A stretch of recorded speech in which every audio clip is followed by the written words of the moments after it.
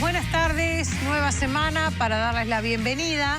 Aquí comienza otro encuentro de tarde y en casa. ¿Cómo están? Buenas tardes, espero que hayan pasado un buen fin de semana. ¿Cómo estás, María? Sí, lindo fin de semana, lindo, lindísimo. Sí. Nada que reclamarle a esta transición entre el verano y el otoño. No, sábado calor, domingo más fresquito y bueno, va a seguir más fresquito cada día, como corresponde. No, la verdad es que son unos días hermosísimos y que nos permiten irnos preparando. Ojalá que el invierno sea breve y sobre todo que sea benévolo.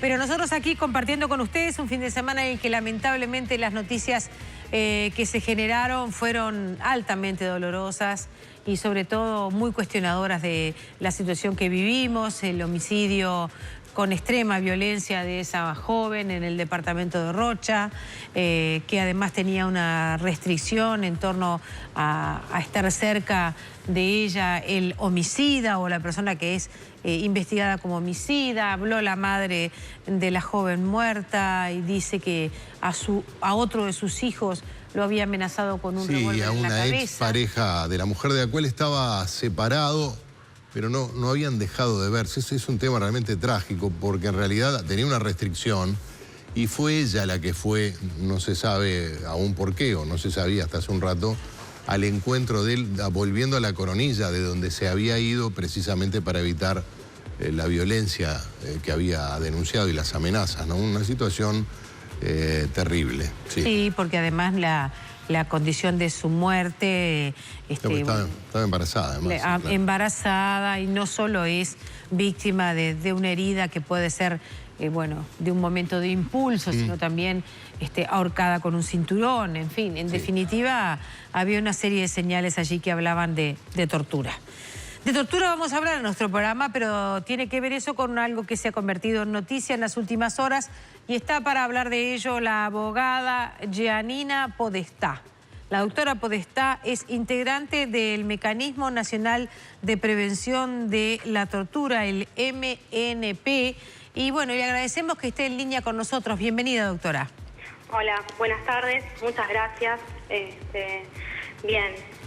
Los escucho. ¿Qué es un mecanismo? ¿Una suerte de protocolo que se dispara cuando se constata una presunción de tortura? Bueno, bien, no necesariamente. Ajá. El Mecanismo Nacional de Prevención de la Tortura es un órgano de tratado, surge a partir del protocolo facultativo a la Convención contra la Tortura, ¿verdad? En particular, en Uruguay es una función asignada a la Institución Nacional de Derechos Humanos. Bien. En su ley de creación, y es a partir de fines de 2013, principios de 2014, que comienza con su accionar.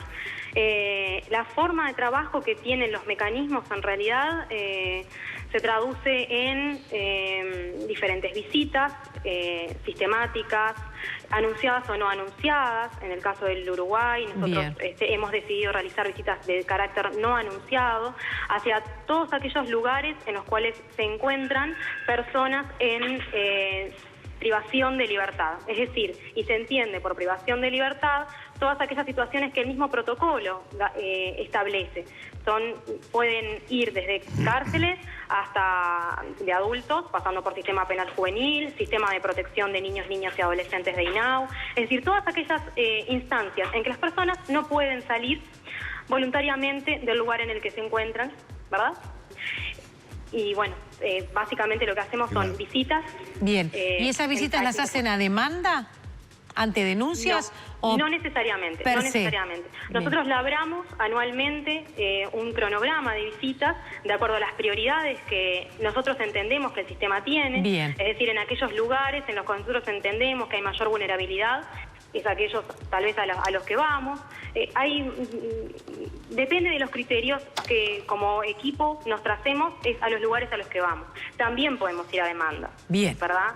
En el marco de esta situación, entonces, según ha manifestado Wilder Tyler, que es uno de los directores de la Institución Nacional de Derechos Humanos, el sistema penal juvenil es el de los contextos de encierro que hay en Uruguay en función de la población que ronda las 500 personas, el que presenta complejidades más grandes.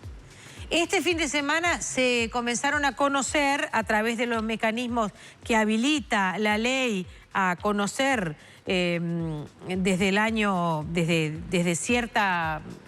No sé cuánto hace que tenemos esta habilitación de incorporarnos periodísticamente y reclamar la información, y la información nos debe ser dada. Quiero decir, se investigan una serie de casos.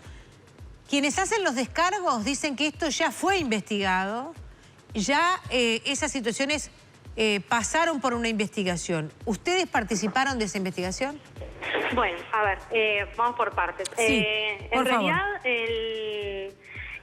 en realidad esto está vinculado a la nota de prensa y al informe que salió, que da cuenta de estas situaciones de malos tratos entre 2013, ¿verdad? 2014, 2015, hasta 2016 creo que decían. A ver, el Mecanismo Nacional de Prevención de la Tortura constató en su accionar desde 2013 e incluso hasta 2015 inclusive, determinadas situaciones que sí daban cuenta de malos tratos e incluso de tortura. En dichas situaciones, puntualmente, lo que se realizaron, además de las visitas y con el producto de las visitas, en las cuales se entrevistan a los adolescentes, a los funcionarios, se obtiene información documental, etcétera. Lo que se hace con ello es, además de las recomendaciones que se hacen a los organismos, sí, al organismo responsable, en sí, aquel momento era el CIRPA, además se realizaron distintas instancias de colaboración con la justicia. Ahora bien, no obstante, desde 2016 a la fecha, el mecanismo no ha constatado el mismo tipo de situaciones de vulneración de derechos. Ha constatado otras, pero no situaciones de tortura o malos tratos, de 2016 2017. De hecho, 2017 tuvimos una cobertura del 100% de los centros, los cuales visitamos en más de 2 o 3 oportunidades, a veces en cada uno. O sea que ustedes sí pudieron comprobar el año pasado que esta situación no se daba más. El año pasado nosotros no constatamos ninguna situación de maltrato o tortura. Porque da la sensación, leyendo la investigación periodística, en fin, la que está avalada por documentos oficiales, que había, digamos, que los malos tratos eran la regla, no la excepción, que había toda una manera de hacer las cosas. Hoy hablando con Gabriela Fulco, la presidenta del INISA, de algún modo reconocía que hay gente todavía en la institución que añora, y que así lo plantea incluso por las redes sociales, aquellas épocas en las cuales los malos tratos parecen que era práctica corriente. Esto ha sido entonces desmontado, y lo que hay, sí, puede haber de casos aislados. El hecho de que nosotros no lo podamos constatar no significa que no existan. Claro, claro. Nosotros nos tenemos que remitir a la información que nosotros podemos obtener. Si de las entrevistas con los adolescentes nosotros no vemos que estén lesionados, o ellos no mencionan que están lesionados, o que reciben algún maltrato de alguna forma, ¿no? Verbal, sí, psicológica, física, ¿verdad? O nosotros no los vemos, o ellos no nos dicen, o no tenemos conocimiento a través de una denuncia, por ejemplo, que ese puede ser otro, ¿no? Puede ser que, a ver, el mecanismo funciona dentro de la Institución Nacional de Derechos Humanos. La Institución Nacional de Derechos Humanos tiene otro sector, que es denuncias e investigación, a donde pueden llegar situaciones puntuales de denuncia. La gran diferencia entre el mecanismo y la defensoría, la parte de defensoría e investigación, denuncias e investigación, es justamente que denuncias e investigación trabaja sobre casos puntuales y el mecanismo mira lo sistémico. ¿Sabe que seguramente está al tanto de las declaraciones del doctor Tyler? Sí. Que hace referencia, es decir, dice, me parece bien que intervenga el Parlamento, acá hay un problema que es el marco jurídico, y se refiere específicamente a cómo se ha ido priorizando lo punitivo, el castigo, por sobre lo educativo. ¿Usted comparte que hay algún problema vinculado también al marco jurídico en el cual están recluidos los jóvenes infractores? Sí, bueno, son diferentes niveles. A ver, el doctor Tyler, además de ser director de la institución, es director del mecanismo. Claro. Nosotros, en efecto, estamos trabajando con organizaciones de la sociedad civil, organismos internacionales, a través de un grupo de trabajo sobre el sistema penal juvenil, en el que justamente uno de los temas que trabajamos tiene que ver con lo normativo, tiene que ver con poder realizar un análisis de las últimas reformas. Y claro, lógicamente, son reformas que han ido en un detrimento de los derechos de las y los adolescentes que son sometidos a un proceso penal. También se han realizado comunicaciones hacia el Parlamento, y el año pasado se realizó una actividad puntual en la cual hubo mesas de diálogo y debate, en la cual estaban invitados no solamente distintos sectores, distintos representantes de distintos sectores políticos, sino también gente de la academia, gente que trabaja en forma diaria, para poder pensar y poder reflexionar sobre las últimas modificaciones a la normativa. Normativa que, por ejemplo, sí claramente prioriza el encierro, ¿verdad?, que establece, por ejemplo, una obligatoriedad de una privación de libertad anual, 12 meses. Son distintas. En realidad, lo normativo, que da cuenta de una vulneración de derechos, en definitiva, porque también ha habido una regresión legislativa. Entonces, una regresión legislativa significa una quita de derechos. Pero por otro lado, esas no son las únicas condiciones. También hay otras condiciones sobre las que el mecanismo ha llamado la atención y la llama continuamente. Esto surge de todos los informes que están publicados en la página, que dan cuenta de condiciones que van desde lo edilicio hasta vestimenta, alimentación, pero sobre todo que en el último tiempo lo que nosotros hemos profundizado o sobre lo que hemos llamado mayormente la atención sobre la cantidad de horas que los y las adolescentes están recluidos, sobre todo los adolescentes de 1 o 2 centros. Entonces, ahí sí hay un cuestionamiento sobre la cantidad de horas que están recluidos, sobre la propuesta socioeducativa. Eso tiene que ver más con la práctica institucional que con el marco normativo, ¿no? Claro. Sí. En ese caso. Sí, tiene que ver, a ver, si estamos hablando de vulneración de derechos, sí, tiene que ver con una vulneración de derechos que se desprende de una práctica, que tiene que ver con la ejecución misma de la medida, ¿verdad? Porque la ley establece que la medida tiene que tener un componente socioeducativo, tiene que haber una propuesta socioeducativa. Ahora bien, en 22 o 23 horas de encierro no hay una propuesta socioeducativa, hay encierro. ¿Ha mejorado, es decir, se ha extendido la propuesta socioeducativa o más o menos estamos en los mismos términos? Depende de los centros. Depende de los centros. Hay, en algunos centros sí se ha mejorado. Depende el plazo, el lapso que estemos mirando, ¿no? Claro. Si yo comparo un 2013 un 2017, sí, claro. Doctora, y esto dice, depende del centro, y la reclusión en ese centro depende de la gravedad del delito cometido por la persona. No. De hecho, por ejemplo, uno de los mayores niveles de encierro se encuentra en el Centro de Ingreso, Diagnóstico y Derivación y de hecho es un centro donde están los adolescentes que se encuentran cumpliendo medidas cautelares. Es decir, que aún no tienen la sentencia definitiva, son cautelares. ¿Y cuánto tiempo pueden estar allí? Y bueno, a partir de la última reforma, 150 días. Claro. Antes 90 y antes 60. O sea que en realidad Uruguay, después de la aprobación del CNA, en realidad no amplió la garantía, redujo. Claro, están en un centro a la espera de lo que ocurra, pero pueden estar hasta 5 meses allí. Exacto. Claro, como es provisorio, quizás se entienda que es más tolerante la reclusión, pero el resultado puede llegar a ser también muy contraindicado, ¿no? Sí, por supuesto. El encierro institucional en sí mismo tiene consecuencias nefastas sobre cualquier persona, máximo para personas en desarrollo como son los adolescentes. Le agradecemos mucho el contacto, doctora. No, les agradecemos a ustedes. Que pasen muy buena tarde. Buenas tardes. Gracias. Despedimos a la doctora Giannina Podestá, es abogada e integrante del Mecanismo Nacional de Prevención de la Tortura. Hablamos de una manera genérica sobre cómo funciona ese mecanismo, cuáles son sus potestades y justamente cuál es la tarea que ha realizado en los últimos 3 años y medio los cambios en la misma y una valoración y ponderación del presente.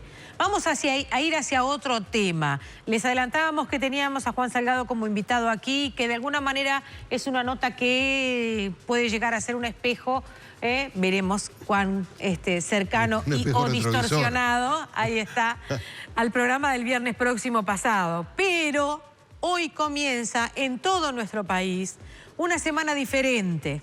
Es bien interesante que pongamos la atención en esto porque el 15% de los niños de nuestro país, y vaya si tenemos pocos niños y cada vez nos están naciendo menos, pero aún así no los cuidamos bien, porque el 15% de esos niños están diagnosticados con presión alta, debido no a una enfermedad natural, sino a que la alimentación que reciben tiene un alto consumo de sal. Esto quiere decir, si 15% tiene problemas de presión alta debido al consumo, es que hay muchos más niños, mucho más del 15%, que consumen sal más de la debida, probablemente, aunque no lleguen a tener esos valores. O sea, atención porque, bueno, ya es grave e innecesario que un niño tenga problemas de presión alta por algo que se puede evitar, que tiene que ver con la dieta, ¿no? Con lo que se consume. Es algo que presión en niños era una patología que hace 20 años no existía. No, por supuesto que no. No existía. Claro. No. Y además no es que una vez fuimos y comimos tal o cual tipo de comida. No, al contrario. Eso hace a la una vez. Exacto, claro. Que está buenísimo. Exacto. Esto tiene que ver con hábitos diarios, cotidianos, permanentes de consumo con exceso de sal. Desde este lunes entonces y hasta el próximo domingo 18 se lleva a cabo la semana de sensibilización sobre el consumo de sal. Abarca una visión uruguaya de una campaña mundial que intenta alertar sobre el consumo excesivo de sal y brindar herramientas para disminuir su consumo o la aparente necesidad de sal que pueden llegar a tener los niños o todos los comensales. En Uruguay tendrá varias actividades, según se informó por parte de la Comisión Honoraria de la Salud Cardiovascular. Así que estaremos hablando de ese tema, estaremos profundizando con el doctor Celarrayán. Ustedes saben que hay cifras elevadas de presión arterial, pero se estima que este exceso en el consumo de sodio es responsable de 2.5 millones de muertes al año en todo el mundo. 2.5 millones de muertes que se dan en todo el mundo a lo largo del año y que podrían ser prevenidas si el consumo global de sal se redujera a la cantidad recomendada, según se acota desde la Comisión Honoraria de Salud Cardiovascular. Todo parece ser cambiar algunos hábitos y empezar a tomarnos en serio la información, porque en definitiva nos está yendo la vida como personas y como sociedades también a la hora de las enfermedades. La Organización Mundial de la Salud ha comprometido a reducir el consumo de sal en un 30% para el 2025, pero para poder disfrutar en salud esos años hay que irse cuidando desde ya. Desde pequeño. ¿Usted cocina en su casa para los niños? Sí, cocino. Te piden sal, guacho, te piden sal. ¿Hace trucos? Vos ves que a la escondida le pones a tu comida y dices, yo también quiero sal. Y entonces te sentís doblemente. Claro, si y no, usted le pone ¿por qué a mí no? ¿Y por qué vos sí, a mí no? Si a vos también te hacen mal, no tenés respuesta. No, claro. O sea, te liquidan, porque se dan cuenta. cuenta. Es como fumar. Exacto. Es como fumar. Que tenés un doble estándar. Si a mí me hace mal, a mí me hace peor todavía, porque ya me queda menos cuerda, ¿no? Y es un tema, pero de verdad que es un tema. Al final, no hay sal. O sea, se pone cuando se cocina y bancate como puedas. Y poca, por cierto, ¿no? Vamos a ir a la pausa, volvemos con esos temas y con ustedes, amigos, para compartir esta tarde y en casa.